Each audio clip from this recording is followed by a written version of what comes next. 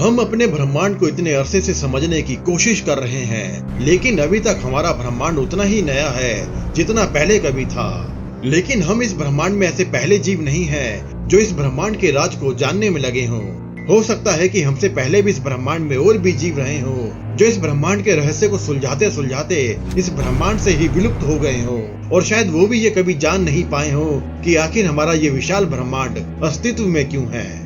आखिर हमारे इस ब्रह्मांड का अस्तित्व में होने का क्या मकसद है, या फिर हमारा ये अनंत ब्रह्मांड बिना किसी वजह के यूं ही पैदा हो गया। हमारा ब्रह्मांड जब से पैदा हुआ है ये तब से ही लगातार अरबों किलोमीटर प्रति सेकंड की प्रचंड रफ्तार से फैल रहा है, और इसका ये विस्तार आने वाले खरबों खरब सालों तक ऐसे ही चलते रहने वाला है। लेकिन आखिर इस ब्रह्मांड का अस्तित्व में होना ही एक बड़ा सवाल पैदा करता है कि आखिर हमारे इस ब्रह्मांड का जन्म क्यों और कैसे हुआ। विज्ञान की नजर से हमारे ब्रह्मांड का जन्म एक बिग बैंग से हुआ जो आज भी लगातार बैंग हो रहा है, और इसी बिग बैंग के अंदर बहुत से ग्रहों पे जीवन भी पनप रहा होगा जैसे कि हम। लेकिन आखिर बिग बैंग क्यों हुआ, और जब हमारा ब्रह्मांड कुछ नहीं से पैदा हुआ है तो आखिर कुछ नहीं से ये सब कुछ कैसे बन गया। आखिर हमारे ब्रह्मांड में वो कौन सी ताकतें हैं जो इस ब्रह्मांड को निरंतर संचालित कर रही हैं। विज्ञान के अनुसार बिग बैंग से पहले हमारा पूरा ब्रह्मांड सुई की नोक से भी खरबों खरब गुना छोटी सी जगह पर सिमटा हुआ था। प्रैक्टिकली ऐसा होना असंभव है, लेकिन फिर भी अज्ञात कारणों से हमारा पूरा ब्रह्मांड इसी असीमित छोटी जगह से पैदा हुआ है। लेकिन ऐसा नहीं है कि हमारा ब्रह्मांड आज जैसा दिखता है वैसे ही पैदा हुआ था। बिग बैंग शुरू होने के बाद अज्ञात रूप से दो गैसों का निर्माण हुआ, और वो गैसें हाइड्रोजन और हीलियम थी।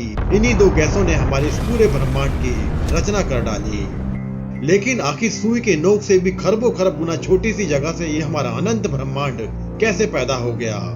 स्टडी बताती है कि हमारे इस ब्रह्मांड से पहले हो सकता है कि डार्क मैटर या डार्क एनर्जी का अस्तित्व रहा हो, क्योंकि हम ये जानते हैं कि हमारे ब्रह्मांड में मौजूद हर एक चीज को डार्क मैटर बांधे रखता है, और डार्क एनर्जी हमारे ब्रह्मांड को विस्तार देती है। लेकिन हम अभी तक डार्क मैटर या डार्क एनर्जी के अस्तित्व को ना तो देख पाए हैं और ना ही इसको समझ पाए हैं, लेकिन फिर भी ये अज्ञात रूप से हर जगह मौजूद है।